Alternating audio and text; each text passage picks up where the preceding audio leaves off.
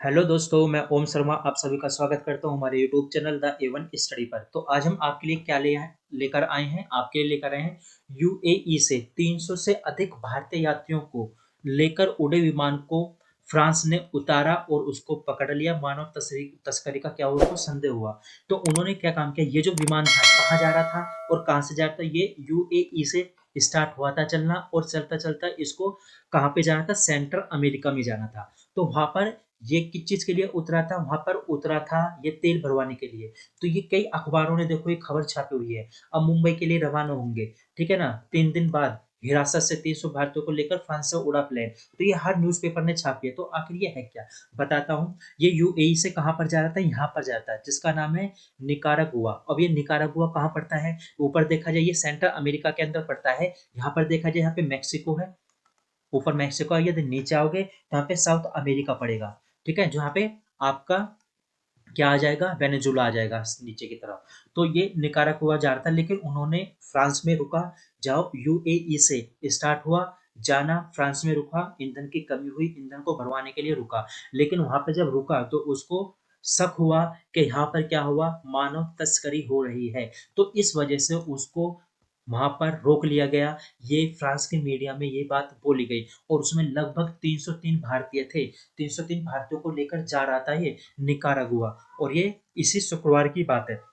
अब चलते हैं। अब देखो वहां के फ्रांस के जो वकीलों ने क्या बताया है। एयरबस A340 विमान दुबई से कहाँ पे जाता, निकारागुआ जा रहा था। तो जब निकारागुआ जा रहा था तो किसी ने खुफिया सूचना दी फ्रांस वालों को। तो फ्रांस वालों ने क्या काम किया, जब वो कहाँ पर उतरा, वेट्री में उतरा। तो वहां पर उसको रोक लिया गया और पूरी तरह से हिरासत में ले लिया वहां के सुरक्षा अधिकारियों ने। जब हिरासत में ले लिया, अब देखो यहाँ पे बात की गई किसकी, मानव तस्करी। अब मानव तस्करी में क्या क्या आते हैं, मजदूरों का शोषण आता है। भाई आप किसी भी आदमी को ले लो कि उसकी कैसे भी स्थिति है, कैसी स्थिति नहीं है, आप उसका शोषण करने लगो, उसको वेतन ना दो या कम वेतन दो, तो किस में आता है, मजदूर शोषण के अंदर आता है। यौन शोषण होता है, वो भी मानव तस्करी में आता है। और आगे चलते हैं, भिक्षावृत्ति, ये भी किसका, मानव तस्करी में आता है। आप किसी छोटे बच्चे को पकड़ लो, आप क्या उसको मारो पीटो, उससे भीख मंगवाना शुरू कर दो, तो मानव तस्करी में आता है ये भी। आगे अंगों को अवैध तरीके से हटाना, आप किसी को पकड़ लो, उसके अंग निकाल के किसी और को बेच दो अच्छे दामों में, ये भी मानव तस्करी में आते हैं। तो मानव तस्करी में बहुत सारी चीजें आती हैं।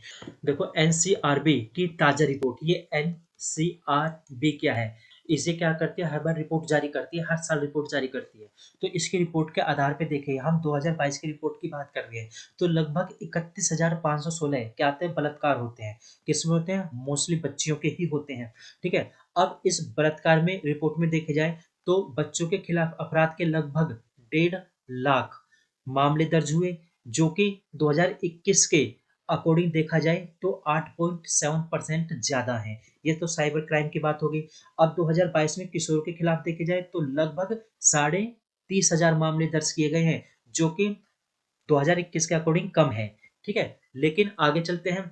अब यदि देखा जाए साइबर रिपोर्टिंग में कितने की वृद्धि हुई है, 2.4% की वृद्धि हुई है। और यदि इनमें भी देखा जाए जबरन वसूली 5.5%, यौन शोषण 5.2%, ये क्या है, ये शामिल हुए हैं, वृद्धि हुई है इन चीजों में। और ये कब की रिपोर्ट है, ये दिसंबर 2023 की ही है, आप खुद दे सकते हो। और इसमें 2021 से 2022 में देखा जाए तो इसमें कितने की 4.8% की वृद्धि की गई है। यानी 2021 में कम था, अब जो बढ़कर 2022 में 4.8 हो चुका है। तो इसका मतलब क्या है कि जो क्राइम रिपोर्ट है वो क्या हुए, बढ़े हैं काफी अधिक मामले, ठीक है। आगे चलते हैं।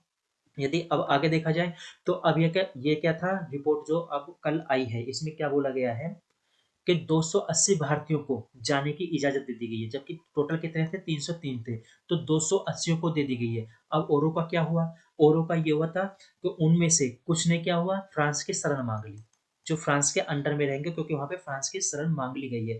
अब वहां पे गए थे ईंधन भरवाने के लिए, फ्रांस के बेटरी में एयरपोर्ट पर वहां पर रुके थे, लेकिन गुप्त सूचना के आधार पर उनको शक हुआ कि मानव तस्करी हो सकती है, जो कि यूएई से निकारागुआ के रास्ते जा रहे थे और वे अमेरिका और कनाडा में घुसने की कोशिश में थे या घुसने की फिराक में थे, क्योंकि अमेरिका और कनाडा कहाँ से, निकारागुआ से पास पड़ते हैं। अब आगे क्या है, तो सभी यात्रियों को विमान से उतार कर एक बिल्डिंग में रखा, बाकायदा उनको खाने पीने सोने की सब चीज की वो दी गई, सुविधाएं दी गई, लेकिन उनको शक था मानव तस्करी का, ठीक है। आगे चलते हैं। तो अब देखा जाए तो वहां पर क्या हो गया, फ्रांस ने भारतीयों को छोड़ने का निर्णय ले लिया है। ये भी ध्यान रखना कि 26 जनवरी को 26 जनवरी को क्या था, यूएस का जो प्रेसिडेंट था वो भारत आने वाला था, लेकिन उसने क्या हुआ, एकदम मना कर दिया कि वो यहाँ पर नहीं आएंगे।